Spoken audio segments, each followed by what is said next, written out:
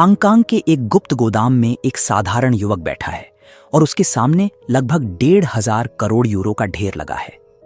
जरूर तुम्हारे मन में सवाल उठ रहा होगा, इतना सारा पैसा उसके हाथ कैसे आया? क्या वह किसी अंडरवर्ल्ड का प्रभावशाली डॉन है या फिर कुख्यात ड्रग सिंडिकेट का सदस्य है?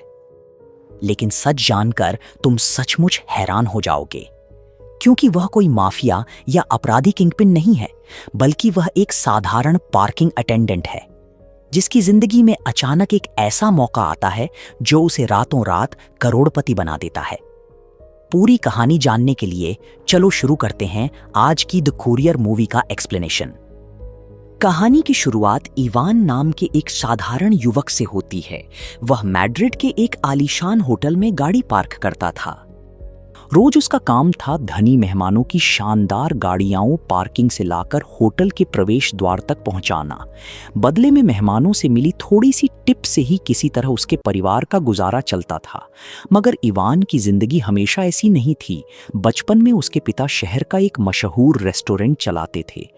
तब ओलंपिक के कारण पर्यटकों की भीड़ बढ़ने से व्यापार खूब चला, जिससे उनके परिवार में आर्थिक संपन्नता की कोई कमी नहीं थी। लेकिन अगले ही साल देश की अर्थव्यवस्था में भयानक मंदी आ गई। उस संकट के प्रभाव से आम जनजीवन बिगड़ जाता है। आर्थिक झटके से इवान के पिता का रेस्तरां व्यवसाय धीरे धीरे बर्बाद हो गया। बैंक के बड़े कर्ज चुकाते चुकाते उनका परिवार लगभग कंगाल हो गया। हर दिन काम के बाद घर लौटकर इवान देखता कि उसके पिता टेलीविजन पर खबरें देख रहे हैं। देश की दुर्दशा और आर्थिक संकट की खबरें सुनकर वह निराशा में सरकार की कड़ी आलोचना करते थे। ये दृश्य इवान को अंदर तक झकझोर देते थे, इसलिए गरीबी के इस चक्र से निकलने वह हमेशा नई व्यापार योजनाएं सोचता था। एक दिन काम से लौटते हुए उसने निर्माण क्षेत्र के कुछ आकर्षक विज्ञापन देखे। पोस्टर देखकर उसके मन में एक शानदार व्यावसायिक विचार आया। वह सोचने लगा, पुराने जर्जर घर सस्ते में खरीदकर मरम्मत कर महंगे में बेचने से अच्छा मुनाफा होगा। उसने अपनी यह योजना दोस्तों से साझा की ताकि सब मिलकर यह पहल शुरू कर सकें, पर दोस्तों ने इसे गंभीरता से नहीं लिया। उनके अनुसार रियल एस्टेट व्यवसाय में बहुत पूंजी चाहिए और बैंक से ऋण लेना भी आसान नहीं। दोस्तों के हतोत्साहित करने पर इवान थोड़ा निराश हुआ, पर अपने सपने से 1 इंच भी नहीं हटा। अगले दिन भी वह होटल के सामने काम पर था। तभी होटल से एक अमीर व्यक्ति नशे में लड़खड़ाता हुआ बाहर आया। इवान को सहकर्मी से पता चला कि वह असल में एक प्रभावशाली सांसद है। यह जानकारी सुनते ही इसके बाद उसने उस आदमी को प्रस्ताव दिया कि वह उसे सिर्फ 300 यूरो में सही जगह पहुंचा देगा। तो नशे में धुत एमपी ने इवान को बताया कि अगर वह उसे सही समय पर गंतव्य तक पहुंचा सकता है तो उसे 2500 यूरो का इनाम दिया जाएगा। अब यह आकर्षक प्रस्ताव सुनकर इवान ने उस आदमी को गाड़ी में बिठाया और तेजी से शहर की ओर निकल पड़ा। रास्ते में पेट्रोल पंप पर तेल भरवाते समय एमपी साहब गाड़ी की सीट पर ही गहरी नींद में सो गए। इस मौके का फायदा उठाकर इवान गाड़ी में रखे उस आदमी का रहस्यमय ब्रीफकेस चुपचाप खोलने लगा। इस बैग में ढेर सारे नकद यूरो सजे थे। यह देख इवान की आंखें फटी रह गईं। वह लालच रोक न पाया और बहुत सावधानी से वहां से कुछ नकदी अपनी जेब में डाल ली और आखिर पूरी रात गाड़ी चलाकर वह उसे एक आलीशान घर के सामने ले आया। यहाँ आकर एमपी साहब गाड़ी से उतरकर पैसों का ब्रीफकेस ले सीधे घर में घुस गए। इसके बाद ही घर के अंदर एक सुंदर महिला दरवाजा खोलती है और वे दोनों मिलकर एक गुप्त लेन देन करते हैं। कुछ देर बाद वह आदमी बाहर आकर इवान को उसकी मजदूरी के तौर पर सिर्फ 300 यूरो थमा देता है। लेकिन पिछली रात 2500 यूरो देने की बात थी, फिर भी वह अब अपनी बात से मुकर जाता है। यहाँ तक कि उसने इवान को गाड़ी से उतारकर लोकल बस से घर लौटने को कहा। यह सब सुनकर इवान अच्छी तरह समझ गया कि इन भ्रष्ट राजनेताओं की कथनी और करनी में कितना अंतर होता है। जिसके बाद आदमी के गाड़ी लेकर जाने पर वह सीधा उस घर के दरवाजे पर दस्तक देता है। अब दरवाजा खुलने पर वही खूबसूरत महिला फिर से बाहर आती है, जिसका नाम मैरी है। इवान आत्मविश्वास से मैरी को बताता है कि उसने एमपी के ब्रीफकेस से पैसे चुराए हैं। वह मैरी को समझाने की कोशिश करता है कि ऐसे धोखेबाज पर भरोसा न कर उस जैसे स्मार्ट लड़के का इस्तेमाल करे। इवान की ऐसी साफ बातों से मैरी पहले तो हैरान रह जाती है, अंदर जाकर ब्रीफकेस के पैसे गिनने के बाद उसे समझ आता है कि सचमुच अंदर से काफी पैसे गायब हो गए हैं। नतीजतन उसे लगता है कि एमपी साहब शायद नियमित रूप से ऐसे ही उसे धोखा दे रहे हैं। इस अप्रत्याशित घटना के बाद मैरी बाहर आकर इवान को अपने क्लाइंट्स के काले धन की डिलीवरी के काम के लिए नियुक्त करती है। वह बताता है कि हर सफल काम के बाद इवान को 10,000 यूरो मिलेंगे, लेकिन काम क्या है और कितना जोखिम भरा है यह जाने बिना ही इवान तुरंत मान जाता है। दरअसल इवान ने यहीं अपनी होशियारी से पूरी स्थिति अपने पक्ष में कर ली थी। खैर, उसने अपने पैसे चुराकर उसका दोष शराबी सांसद पर मढ़कर यह आकर्षक काम आसानी से हथिया लिया। इसी तरह शुरू होता है एक साधारण पार्किंग बॉय से मनी लॉन्ड्रिंग जगत का सम्राट बनने का पहला अध्याय। अब मैरी के निर्देश पर इवान अपना पहला और सबसे रोमांचक काम शुरू करता है। उसे एक विशाल और बेहद महंगा घोड़ा लेकर फ्रांसवा नामक रहस्यमय दलाल के घर पहुंचाने भेजा जाता है। यह फ्रांसवा कोई आम आदमी नहीं है, वह अंडरवर्ल्ड का मास्टरमाइंड है। उसने बेल्जियम के ब्रुसेल्स में माफियाओं और स्पेन के भ्रष्टाचारियों की गुप्त मीटिंग करवाई। आप सोच रहे होंगे मनी लॉन्ड्रिंग से इस घोड़े का क्या संबंध।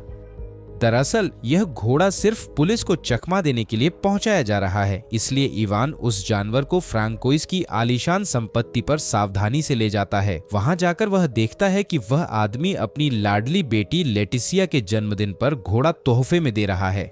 यह दृश्य सामान्य लग सकता है, पर इवान का मुख्य काम फ्रांसवा से काले धन का ब्रीफकेस लेकर मैरी तक सुरक्षित पहुंचाना है। ब्रीफकेस मिलते ही वह अपनी गाड़ी में बड़े खुशनुमा मिजाज में शहर की ओर लौटने लगता है, लेकिन वह मन ही मन सोचता है कि अपराध के काम शायद आसान और आरामदायक होते हैं। तभी रास्ते में अचानक एक पुलिस गश्ती गाड़ी उसे रोक देती है। अधिकारी उसकी गाड़ी के पास आकर सख्त लहजे में डिक्की खोलने का हुक्म देते हैं और इवान ने अपनी बेवकूफी से पैसों से भरा ब्रीफकेस गाड़ी की डिग्गी में छिपा दिया था। नतीजतन पुलिस ने इतनी नकदी देखकर उससे इस रकम के स्रोत पर सख्त जवाब मांगा।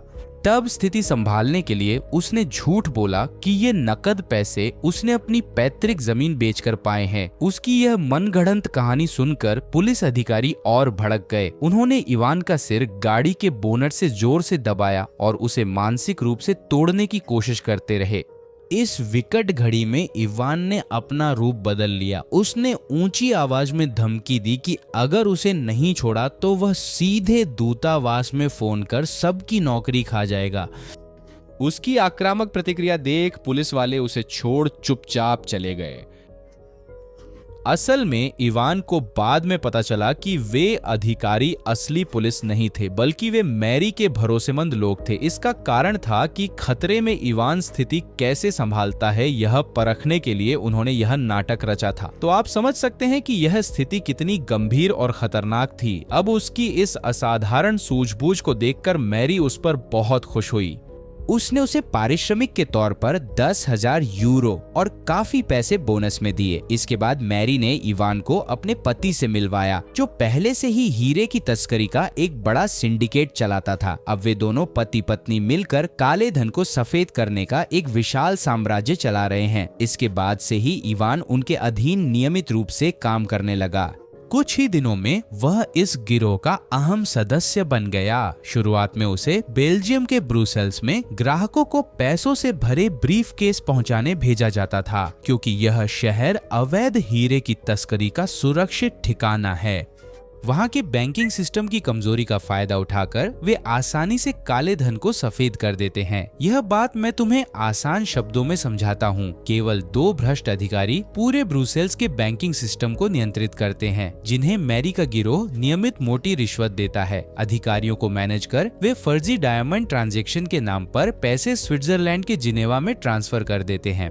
वे कागजों पर दिखाते हैं कि इस पैसे से हीरे का कारोबार कर रहे हैं, जबकि असल में वहां कोई हीरा होता ही नहीं। इसी तरह स्पेन के भ्रष्ट राजनेता काले धन को आसानी से स्विस बैंक के सुरक्षित वॉल्ट में सफेद कर देते हैं, और इस पूरे सिस्टम का मुख्य दलाल फ्रांसवा है, जो ब्रसेल्स और स्विट्जरलैंड के क्लाइंट्स के बीच सेतु का काम करता है।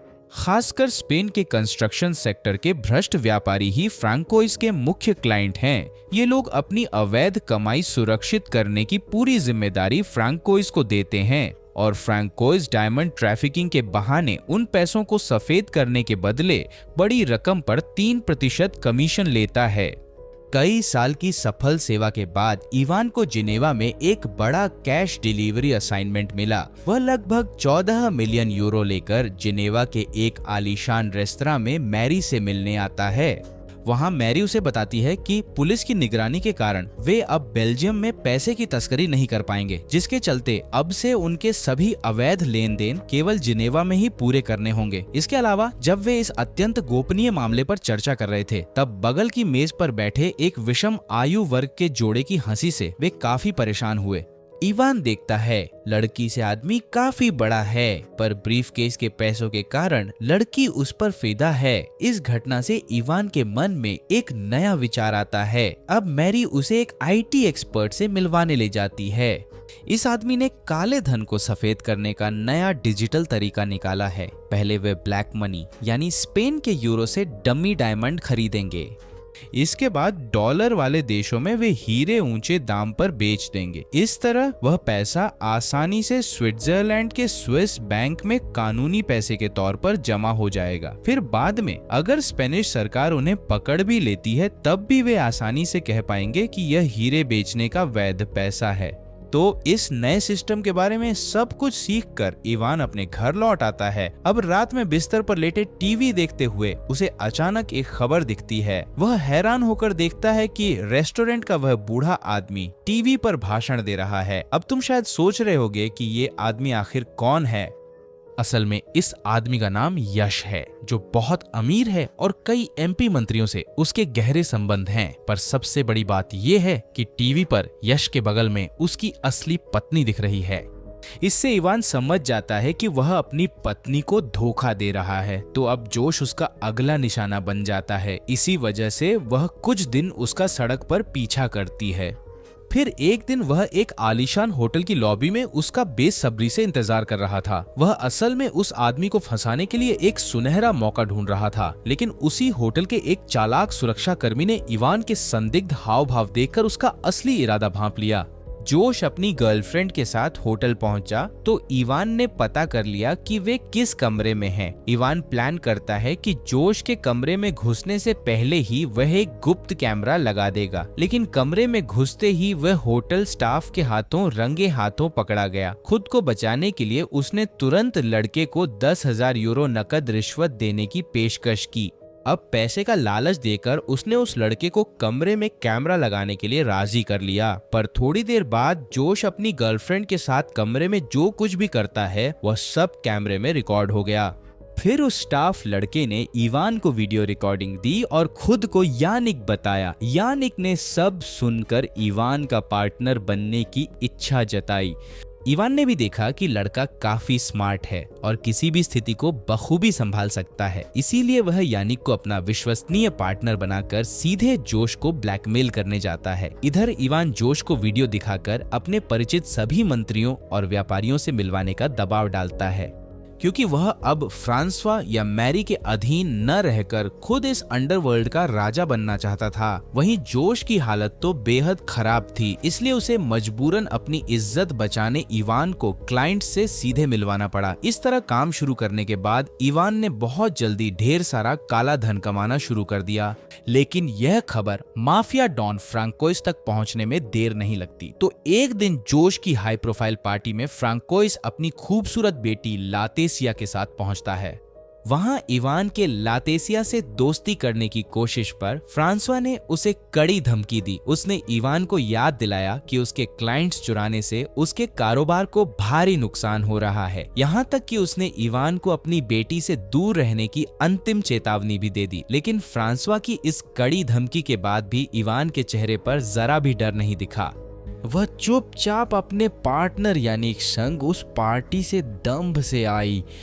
तो वह समझौता करने सीधे फ्रांसवा के पास गया और अपने लाभ का 20% कमीशन पेश किया और अंततः उन्होंने डील फाइनल की कि इस साल इवान उसे 30% और अगले साल से 20% कमीशन देगा। इस तरह फ्रांसवा के साथ समझौते के बाद अगले कुछ सालों में इवान ने सचमुच पैसों का पहाड़ खड़ा कर दिया।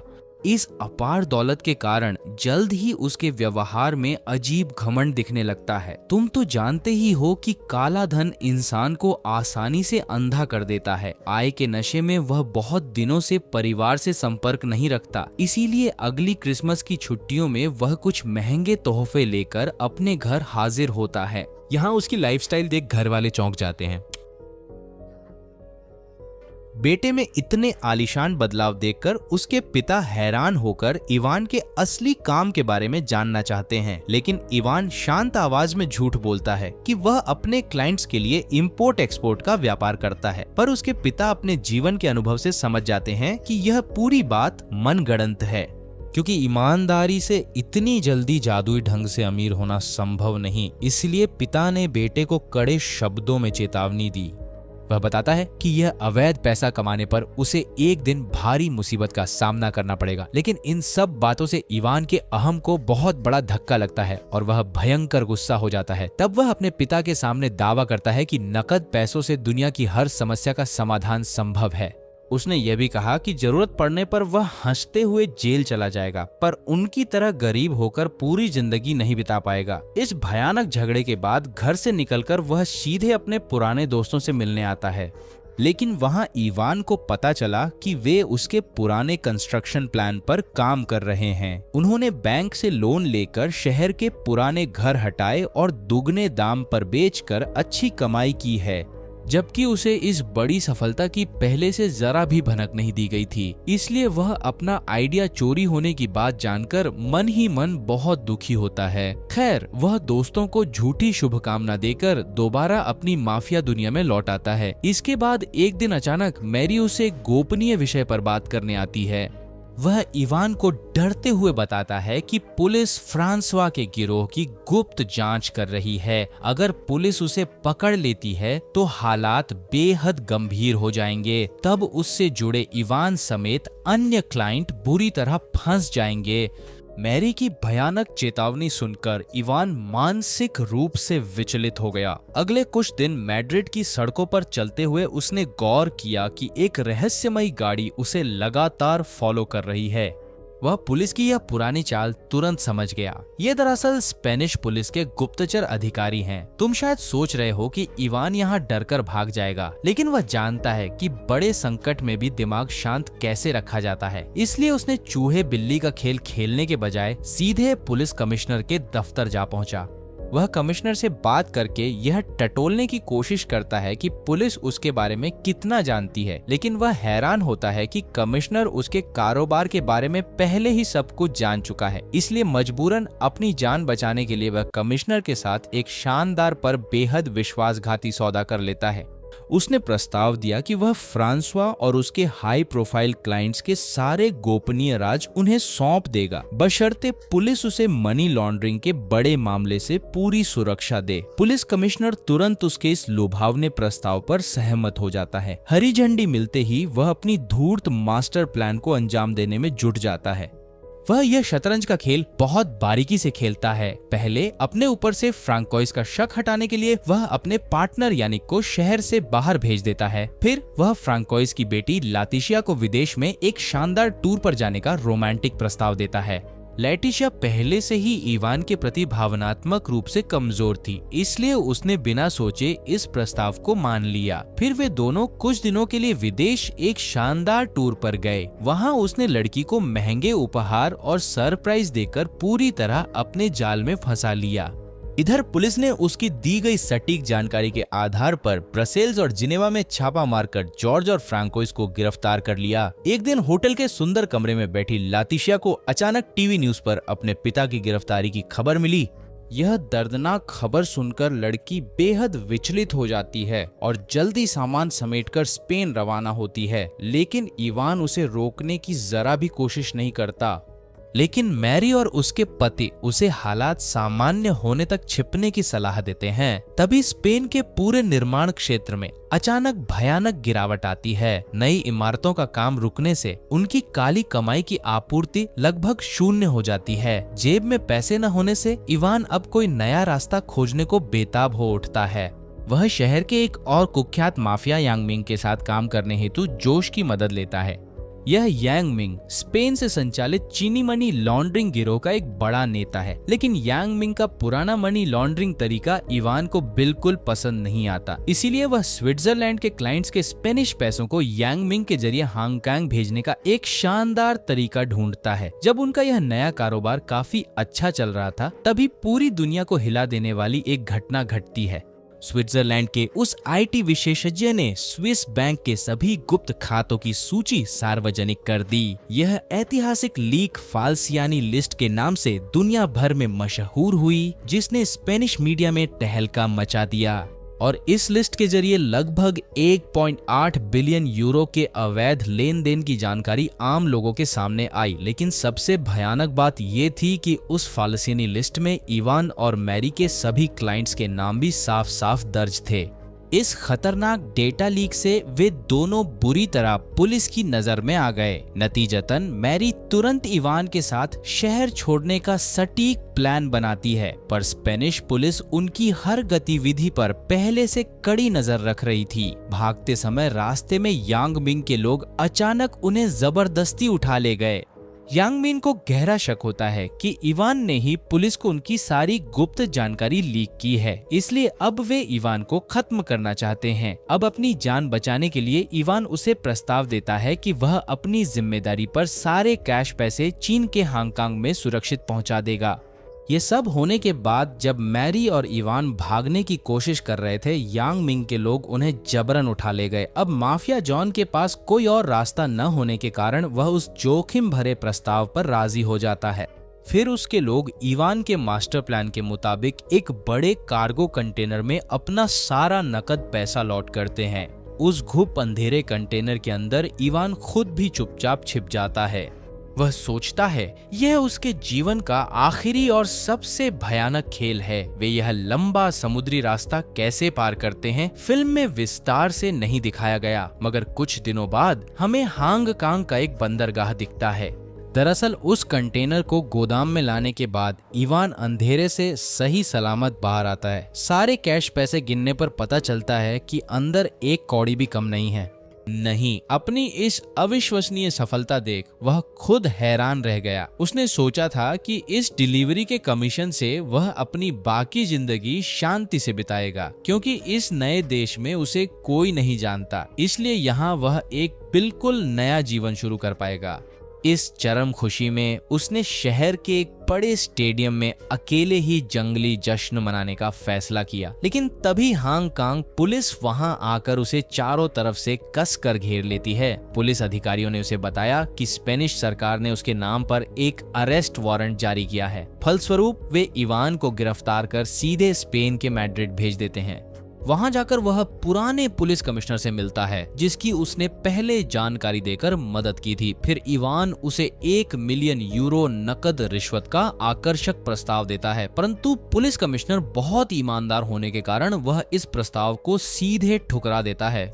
उल्टा उसने इवान को बताया कि देश का सबसे अच्छा वकील भी उसे कम से कम 15 साल की जेल से नहीं बचा पाएगा। तब इवान घमंड से कहता है कि मैरी उसे किसी भी कीमत पर इस जेल से छुड़ा लेगी। लेकिन यहाँ कमिश्नर उसे एक कड़वी सच्चाई बताता है।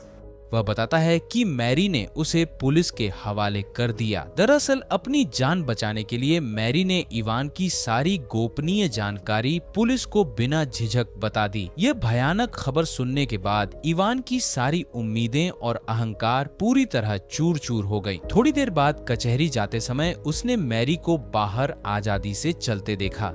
मैरी तब ऐसी प्रतिक्रिया देती है मानो इवान को जानती ही न हो। तब इवान अच्छी तरह समझ जाता है कि दूसरों के लिए गड्ढा खोदने वाला खुद उसमें गिरता है। जिस तरह उसने अपने लालच में फ्रांकोइस को पुलिस के हवाले किया था, मैरी ने भी उसके साथ ठीक वैसा ही किया। इसके कुछ दिनों बाद जेल में एक पत्रकार उसका साक्षात्कार लेने आता है। वहीं इवान ने अपनी गलती मानी, कहा उसके पिता सही थे। हालांकि इवान के जेल जाने के बाद स्पेन की अर्थव्यवस्था में भयानक अंधकार युग शुरू हुआ। सरकारी तौर पर पब्लिक सेक्टर में करीब 9 बिलियन यूरो का भारी नुकसान दर्ज हुआ। देश की पूरी बैंकिंग व्यवस्था ताश के पत्तों की तरह ढह गई। स्थिति को संभालने के लिए सरकार को यूरोपीय संघ से 58 अरब यूरो का भारी कर्ज लेना पड़ा, क्योंकि